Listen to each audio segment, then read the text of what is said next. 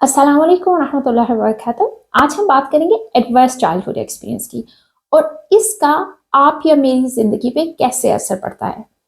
Adverse childhood experience वो तमाम experiences हैं जो एक आम बच्चे को नहीं करने चाहिए, लेकिन अनलकीली आप या हमारे बच्चे या हम खुद अपने बचपन में इनसे दो चार होते हैं।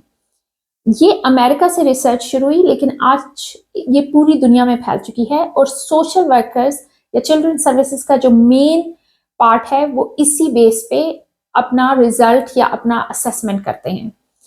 अच्छा, ये है क्या और आपकी जिंदगी पे ये किस तरह असर हो रहा है? तो कोई भी ऐसा एक्सपीरियंस जो आपको एक आम बच्चे की सूरत में नहीं करना चाहिए था, लेकिन आप उससे दो चार हुए, जैसे कि फिजिकल या सेक्सुअल अब्यूज, इमोशनल अब्यूज या निग्लेक्ट, ऐसे ही फिजिकल या इमोशनल माँ बाप का सेपरेशन या माँ बाप का डिवोर्स। आज दुनिया में इसके बारे में और रिसर्च हो रही है, तो इवन गुर्बत और बहुत सारे ऐसे मसले भी एडवर्स चाइल्डहुड एक्सपीरियंस का ही हिस्सा बन रहे हैं।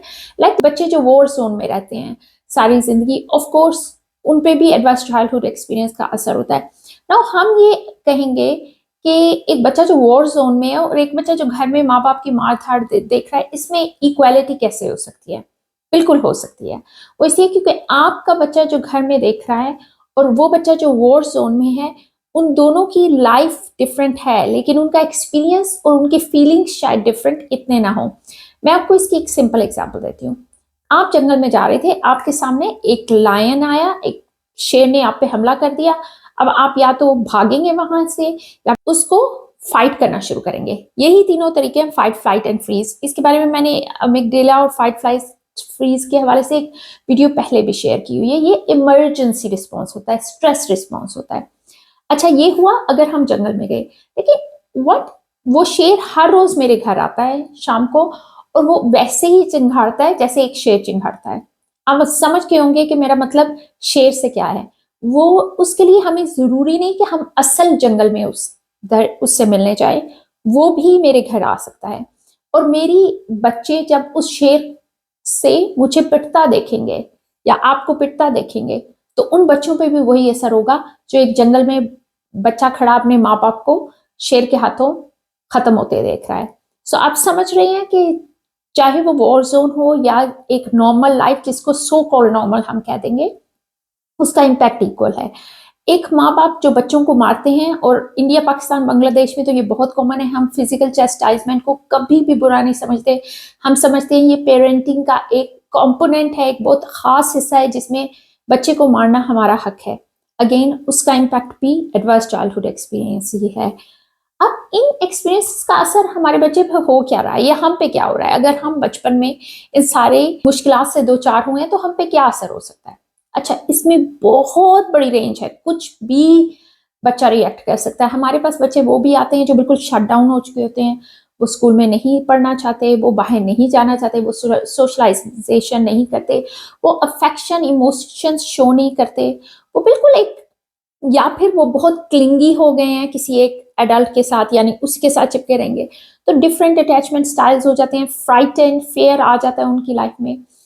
अब ये एक पार्ट है। दूसरा वो है जो बच्चे रिबेलियस हो जाते हैं, वो फिर खुद ड्रग यूज करेंगे, वो खुद स्मोकिंग करेंगे, वो खुद अल्कोहल पियेंगे अर्ली एज में, वो शायद ओबेसिटी का शिकार हो जाए यानी मोटापे का, वो फिजिकल एक्टिविटीज इतना ना करें, उनमें बिहेवियर बहुत गुस्सा, लड़ाई, शोर शराबा, मार कुटाई, चीजें तोड़ने का आंसर आ जाएगा।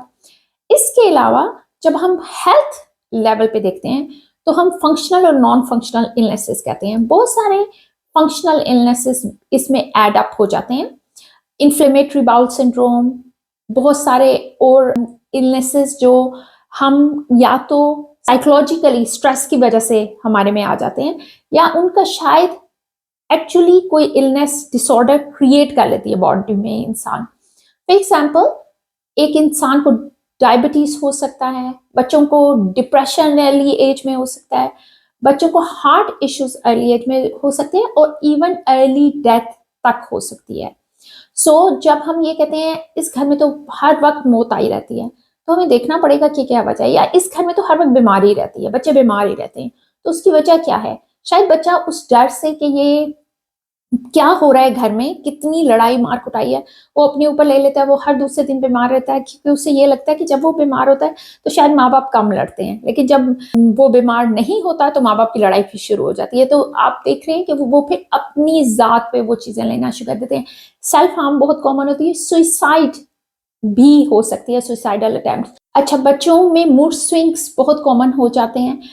बहुत दफा हमारे पास जब मदर्स या पेरेंट्स आते हैं तो वो ये कहते हैं कि हमारे बच्चे को ADHD या ASD या कोई भी न्यूरो डाइवर्स इशू है।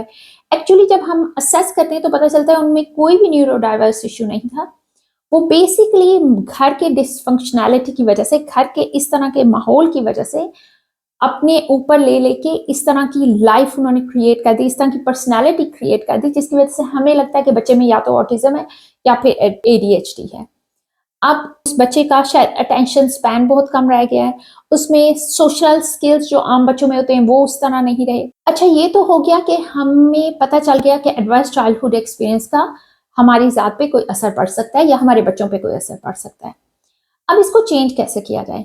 अगर एक माँ है जो या तो बेवा है या किसी और वजह से वो अकेली पेरेंट रह गई हैं, या एक बाप है जो ऐसी सिचुएशन से दो चार हैं, या फिर एक वालिदैन में से एक मेंटल हेल्थ इश्यूज का शिकार है या किसी और इश्यूज का शिकार है, तो अब क्या किया जाए? नंबर 1 सबसे पहली बात ये कि सेल्फ अवेयरनेस, इसको एक्सेप्टेंस कि ये सिचुएशन नॉर्मल नहीं है, बहुत इंपॉर्टेंट है। ये कहते ना कि बेटा साथ वाले घर में भी तो देखो अंकल आंटी को मारते हैं, आपकी तो डैडी सिर्फ शाउट करते हैं, गालियां देते हैं, दो चार लगा देते हैं, तो ये कोई इक्वल नहीं है। ये कह देने से बच्चों की फीलिंग्स कम नहीं होंगी। तो मेन चीज है नॉर्मलाइज ना करें, एक्सेप्ट करें कहीं ना कहीं प्रॉब्लम है, फिर बच्चे से बात करना शुरू करें। और अगर ये आपके ऊपर गुजरा है तो फिर बहुत इंपॉर्टेंट है कि आप थेरेपी लेना शुरू करें, या सेल्फ हेल्प भी हो सकती है, लेकिन कहीं ना कहीं से शुरू करें। उसको नॉर्मलाइज ना करें कि ये तो सारे दुनिया में होता है तो मेरे साथ हुआ तो सो व्हाट। आपकी फीलिंग आपके लिए यूनिक है, इंपॉर्टेंट है, इसको कम कर देने से, इसको मिनिमाइज कर देने से ये खत्म नहीं होगी। नंबर 1। नंबर 2 के जो घर जिसमें लड़ाई मार कुटाई झगड़ा हो रहा है, गालम गलौच हो रही है, उसको ये कह देना कि भाई डिवोर्स भी तो फिर एडवर्स चाइल्डहुड एक्सपीरियंस या तो फिर इकट्ठे रहते हैं। तो जब हम ये कह देते हैं तो फिर दिस मीन्स इकट्ठे रहने की वजह से वो जो बच्चा वो सब एक्सपोज होता है उस सारी सिचुएशन का, वो उस पर सोने पे सुहागा वाली बात हो जाती है। तो आप ये जहन में सोचें कि अगर आपका बच्चा इस ऐसे सिचुएशन से दो चार है तो आपके बच्चे पे इम्पैक्ट तो पड़ेगा। और फिर उसको मिनिमाइज करने का क्या तरीका है? अगेन सेल्फ हेल्प या थेरेपी या बातचीत, एक्सप्लोर करना शुरू करें कि क्या चीज आपको ट्रिगर की, कब की, कैसे की, और इसको हम कैसे बेहतर कर सकते हैं, हम क्या करें जिससे आप फील बेटर करें। तो बच्चों से ओपन हो, बच्चों के साथ बात करें, और अगर आपके साथ ये मसला हुआ है तो फिर अपने बारे में ओपन हो, बात करना शुरू करें। बहुत सारे इश्यूज हम सिंपल कम्युनिकेशन से सॉल्व कर सकते हैं, लेकिन हम नहीं करते क्योंकि वो उस मसले को एक्सेप्ट करना ही तो सबसे बड़ी बात है, और उसी को ही हम एक्सेप्ट नहीं करना चाह रहे। हम ये कहते हैं ओह इनका डैडी तो बेस्ट डैडी है इन द वर्ल्ड, इनके पापा तो बहुत ही अच्छे हैं, बस गुस्सा आता है तो दो चार लगा देते हैं इन्हें, या गुस्सा आता है दो दो चार मुझे सुना देते हैं, वरना तो बेस्ट हैं। या इनकी मामा तो बहुत अच्छी है, बस गुस्सा जब आता है ना, स्ट्रेस हाई होता तो फिर वो बच्चों पर चढ़ दौड़ती है। ऐसा नहीं होना चाहिए। एडवर्स चाइल्डहुड एक्सपीरियंस आपके बच्चे या आपको किसी भी बीमारी में भी मुब्तला कर सकते हैं, until as I said early death की तरफ भी लेके जा सकते हैं। सो अपने आप को लुक आफ्टर करें, अपने इर्द गिर्द वालों को लुक आफ्टर करें, खुश रहिए, सबको खुश रखिए। अस्सलाम वालेकुम रहमतुल्लाहि व बरकातहू।